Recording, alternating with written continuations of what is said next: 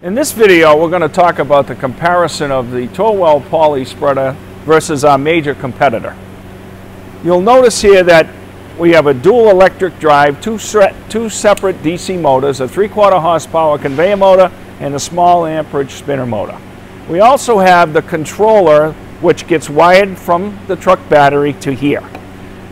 The difference with the competitor's model is that all of the conveyor motor and the controller are mounted down here on the conveyor system, and what happens there is that all of the sand and salt and spillage and rain is infiltrating these motors and the controller box. $700 a piece is very expensive. We show a picture in our pamphlet of the competitor's model after 1 year of operation, and you can see that the control box and the motor are totally corroded and need to be replaced. Not ours. As you can see here, once our cover is attached to the back end of our spreader, the two motors and the control box are completely covered. Our major competitors' motor and control box are mounted out here in the weather, unprotected. We have a simple rubber bushing to mount our spinner shaft to the spinner motor. The competition, because they're taking that back end off the unit, has to drive their spinner shaft with a separate gearbox and a chain.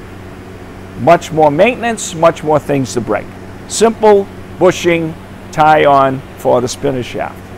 Our competition has two grab or hold handles, and they tell you in their literature, do not use these as a tie down because it could void your warranty. Torwel spreader, we have integrated tie down brackets that you can use with the straps that we supply to tie down to the truck bed floor. Ours are integrated.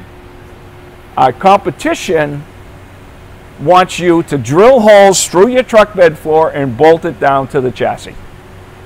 Much more of a expense and not practical.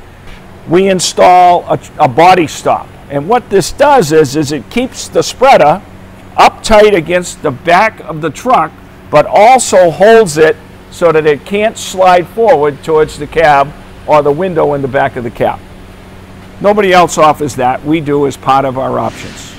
We supply a poly top, and we supply the buttons that you need to do. So you put the top on here, you locate the strap, you drill in your little snap, and that's how you custom fit it to your spreader. This is a wireless system. This is the handheld controller. We need 12 volts to power the LED light. Simple design. You can, once you've turned on the switch, you can speed up or slow down both the conveyor and the spinner. You can preset your spinner and your conveyor speed at, say, 5 and 8, and then you're going along, you can shut the power off.